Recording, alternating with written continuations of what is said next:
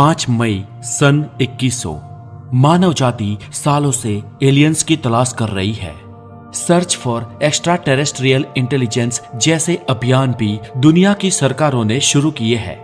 विज्ञान तो सालों से प्रगतिशील रहा है और इंसानियत आज टाइप 1 सिविलाइजेशन की ओर बढ़ रही है। फिर भी अभी तक इंसानों की एलियन की तलाश खत्म नहीं हुई है और ना ही आज तक किसी विकसित एलियन प्रजाति का अता पता मिला है। पृथ्वीवासी अभी मंगल के निवासी भी बने हैं और पृथ्वी से कुछ लोग मंगल पर भी जाकर बसे हैं। मार्स कॉलोनाइजेशन तो साल 2035 से ही शुरू हो चुका था और भूतपूर्व जीनियस पर्सन एलोन मस्क के द्वारा मार्स पर नुवा नाम का एक शहर भी बसाया गया था, जो आज फल फूल रहा है और मंगल ग्रह पर इस शहर की जनसंख्या आज 1 लाख से भी पार हो चुकी है। बीते साल यानी कि सन 2099 में एलियन के अस्तित्व की कुछ जानकारियां मिली थी। हमारे सोलर सिस्टम से ठीक 25 प्रकाश वर्ष दूर अभिजीत यानी कि वेगा नाम का तारा है और इस अभिजीत यानी वेगा तारामंडल में 7 प्लैनेट्स है, जिनमें से एक प्लैनेट हूबहू पृथ्वी की तरह है, जहां पर पानी भी मौजूद है। हमारे वैज्ञानिक सालों से इस तारामंडल पर रिसर्च कर रहे थे और हमारे वैज्ञानिकों ने पाया है कि इस वेगा तारामंडल में जो पृथ्वी जैसा ग्रह है जिसका नाम है P3, वहां पर जीवन होने की पूर्ण संभावनाएं है। ऊपर से ये तारामंडल और ये प्लेनेट बहुत पुराने हैं और इसके आसपास दूसरा कोई हैबिटेबल प्लेनेट भी नहीं है, इसीलिए इस P3 नाम के प्लेनेट पर अति बुद्धिशाली जीवों के पनपने की भी बहुत ही ज्यादा पॉसिबिलिटीज है।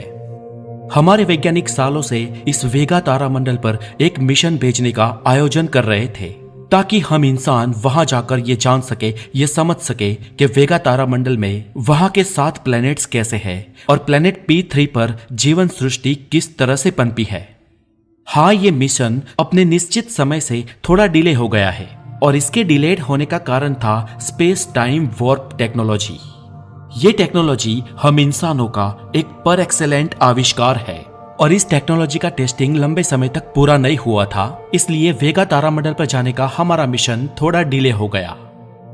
वेगा सिस्टम हमसे 25 प्रकाश वर्ष दूर है और अगर यहाँ से वहां हम प्रकाश की स्पीड से जाए तो भी 25 साल लगेंगे और वहां पर सिर्फ अपनी मुंह दिखाई करके वापस भी आ जाए तो हमें वापस आने में और 25 साल लगेंगे। ऐसे किसी इंसान के 50 साल बीत जाएंगे और वो भी प्रकाश की स्पीड पर जाने पर। लेकिन स्वाभाविक है कि हम लाइट की स्पीड से नहीं जा सकते हैं। हाँ, लाइट की स्पीड से 99% स्पीड से जा सकते हैं और इस गति से भी वहां जाने में सालों लग जाएंगे। लाइट स्पीड ब्रह्मांड की एक कुदरती तय सीमा है, आप किसी भी संजोग में इसे पार नहीं कर सकते हैं। साइंस फिक्शन के लेखकों की कल्पनाओं में भी स्पीड के इस बैरियर को पार करने की अनुमति नहीं है, लेकिन अब इसमें एक स्पेस टाइम वॉर्प टेक्नोलॉजी नए आविष्कार के रूप में ऐड हुई है और विज्ञान आज पहले के मुकाबले लाखों गुना ज्यादा विकसित हो चुका है। स्पेस टाइम वॉर्प टेक्नोलॉजी कुछ ऐसी है कि अंतरिक्ष यान के फ्रंट में यानी कि उसके आगे 50 मीटर तक लंबा एक बहुत बड़ा मशीन या युग है कि एक अत्याधुनिक इंजन बनाया जाता है और इस मशीन में छोटे छोटे पृथ्वी पर सबसे ज्यादा ऊर्जा पैदा करने वाले नैनो फिल्टर्स और नैनो मशीन्स फिट किए गए हैं और ये मशीन जब स्पेस में अपनी गति पर चलेगा तो अपने आगे एक बहुत ही छोटा नैनो ब्लैक होल का निर्माण करके स्पेस टाइम में एक मरोड़ पैदा करेगा और ये स्पेस शटल जैसे जैसे आगे चलेगा वैसे वैसे टाइम में मरोड़ पैदा होती जाएगी और वो अपने समय से और ज्यादा स्पीड से आगे गति कर पाएगा। और इस टेक्नोलॉजी से 100 साल का समय भी सिर्फ 30 सालों में पूरा हो सकता है और वो भी कॉस्मिक स्पीड लिमिट के नियम को तोड़े बिना। और अपने जीवन के 30 साल को स्पेस में कुर्बान कर सके ऐसे एस्ट्रोनॉट्स भी हमें मिल गए हैं।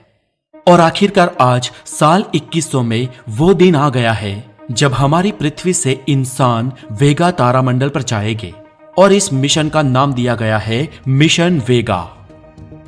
पूरे विश्व की ओर से मिशन वेगा को सफल करने की जवाबदारी भारतीय स्पेस एजेंसी इसरो और अमेरिकन स्पेस एजेंसी नासा ने उठाई है, जिसमें 4 अंतरिक्ष यात्री वेगा तारामंडल पर भेजे जाएंगे, जिनमें से 2 भारतीय होंगे, एक अमेरिका से होगा और एक यूरोपियन स्पेस एजेंसी से, जिनमें भारत से कैप्टन मंत्रा और दूसरी महिला अंतरिक्ष यात्री कैप्टन कविता है।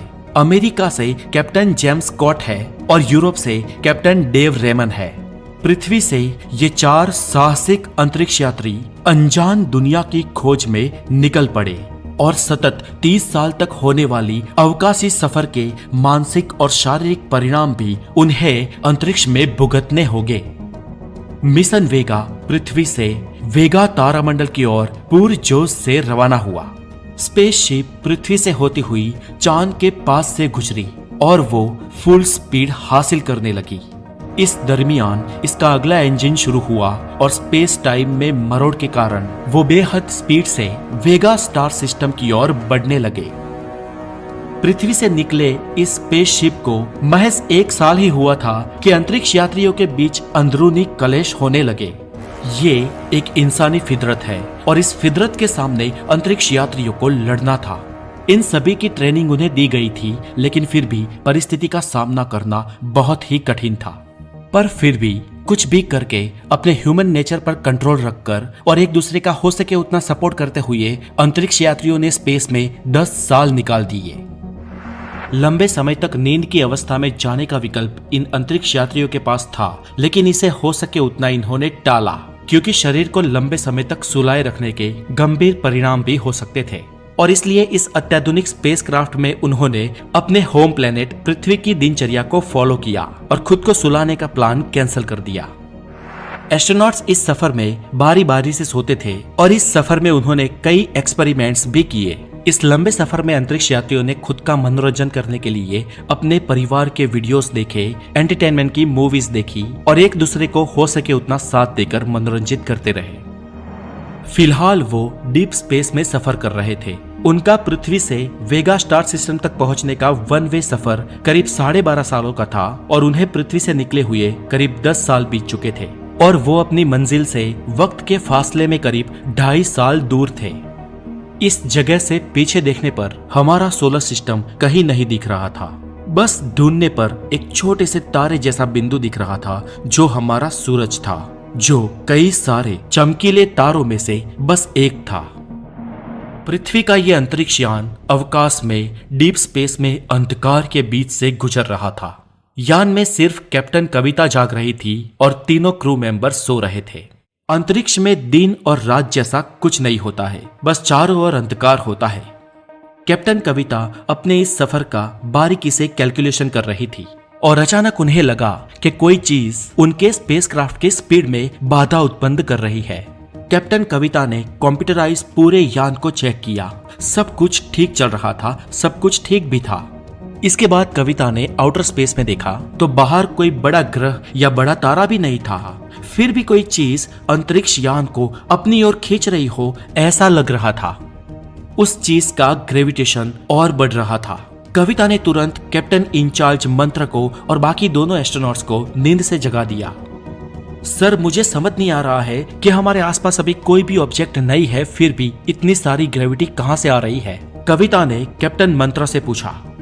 कैप्टन मंत्र ने मेन लाइन संभालते हुए एक्सरे डेटा को एक्टिवेट किया और उन्होंने पाया कि खाली स्पेस में किसी करीबी जगह से एक्सरे किरणों की पूरी बाढ़ आ रही है। ये देखकर कैप्टन मंत्र शॉक हो गए। वो बोल पड़े कि इतने सारे एक्सरे डेटास, दैट मीन्स कि हमारे आसपास जरूर कोई ब्लैक होल है। ये सुनकर और तीनों अंतरिक्ष यात्री की आंखें फटी की फटी रह गई। कैप्टन मंत्रा बोले, कैप्टन स्टॉक जल्दी ही हमारे यान की दिशा बदल दो। स्टॉक बोले, जी सर, मैं अभी करता हूँ। कैप्टन मंत्रा बोले, जल्दी से इस यान को हो सके इतना यहाँ से दूर ले जाओ, नहीं तो हम हमारे ग्रह पृथ्वी पर वापस कभी नहीं पहुंच पाएंगे। कैप्टन कविता भी ये सुनकर स्तब्ध थी। उन्होंने भी थियरी में पढ़ा था कि ब्लैक होल के आसपास के इवेंट होराइजन में टाइम कितना धीमा हो जाता है। यान में चारों अंतरिक्ष यात्रियों के पसीने छूट गए थे। उन्होंने ब्लैक होल और उसकी थियरी को पढ़ा तो था, लेकिन जब इसका प्रत्यक्ष सामना हुआ तब उन्हें पता चला कि यह कितना खतरनाक होता है। वो लगातार यान को भगाते रहे और कुछ समय बाद उनका यान कोई पारलौकिक ग्रेविटेशन पुल के बाहर आ गया और अब इस जगह पर वो लोग सेफ थे। थैंक गॉड, हम महा मुसीबत से बाहर निकल गए, कविता ने लंबी सांस लेते हुए कहा। फिर कविता ने कैप्टन मंत्र से पूछा कि सर, मुझे ये समझ नहीं आ रहा कि जब हम किसी ब्लैक होल के पास थे तो ब्लैक होल के आसपास उसकी बॉर्डर पर कोई रोशनी क्यों नहीं दिखाई दी। ब्लैक होल आखिर इतना अदृश्य कैसे हो सकता है। कविता, मैं मानता हूँ कि इस तारे की मृत्यु अपना पूरा ईंधन खत्म करके अभी हाल ही में पिछले कुछ हजारों सालों में हुई होगी और ब्लैक होल प्रकाश को भी अपने पार नहीं जाने देता। पर लेकिन इस ब्लैक होल के आसपास कोई चट्टान, कोई खड़क, कोई ग्रह या कोई ऐसा तारा नहीं है जिसे ये ब्लैक होल खा जाए और उसके इवेंट होराइजन में फंसने से पहले कोई रोशनी पैदा करे। इसके कारण ये ब्लैक होल पूर्णतः अंधकार में था और हमें इसकी भनक भी नहीं लगी, कैप्टन मंत्र ने अनुमान लगाते हुए कहा। और उसके बाद वो वेगा स्टार सिस्टम की ओर अपने यान को ले गए।